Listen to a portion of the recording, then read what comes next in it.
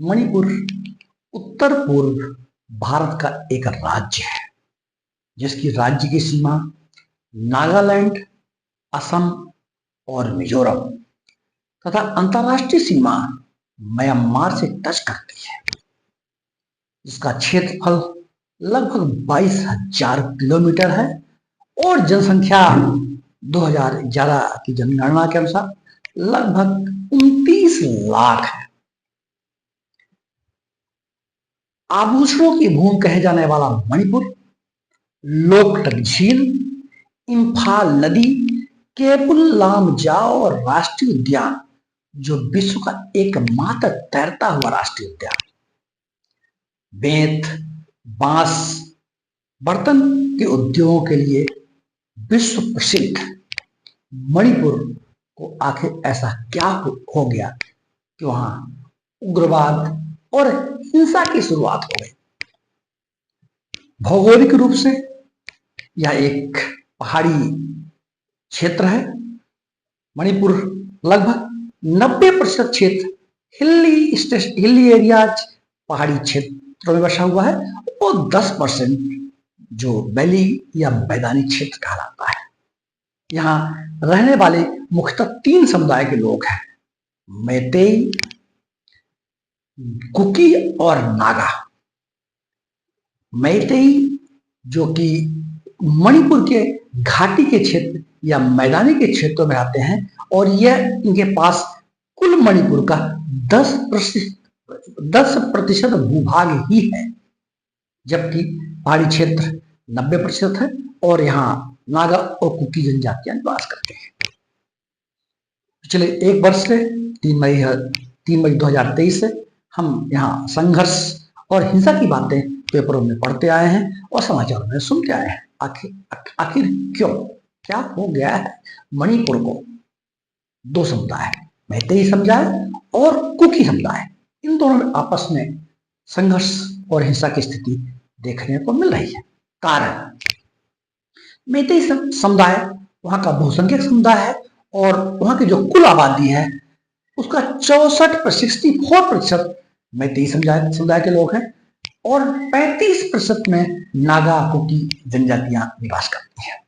मैतेई समाज के लोग हिंदू बहुसंख्यक हैं, इनको मानने वाले कुछ मुसलमान भी हैं और अन्य वर्ग के लोग भी हैं, जबकि कुकी समुदाय के लोग बेसिकली ईसाई धर्म को मानते हैं और यह कुकी समाज को शेड्यूल्ड ट्राइब अनुसूचित जनजाति का दर्जा प्राप्त है, जबकि मैतेई समुदाय को अनुसूचित जनजाति का दर्जा प्राप्त नहीं है।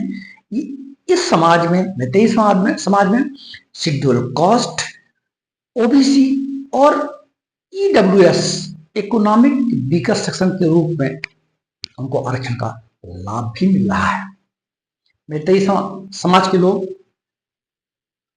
अनुसूचित जनजाति का दर्जा दिए जाने की मांग कर रहे हैं।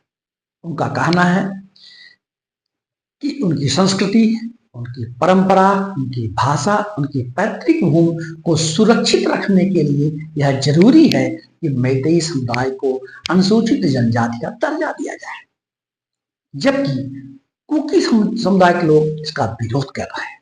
कारण, कुकी समुदाय के लोगों का यह कहना है कि मैतेई समुदाय के लोग जो कि 10% क्षेत्रों में निवास कर रहे हैं, लेकिन मणिपुर के अधिकांश संसाधनों में मैतेई समाज का हिस्सा है।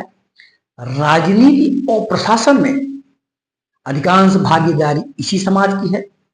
मणिपुर में 7 विधानसभा सीटों में 40 सीटें मैतेई समुदाय के पास में है, 20 सीटें नागा और कुकी समुदाय के पास है। संसाधन और शिक्षा के क्षेत्र में मैतेई समुदाय सशक्त है।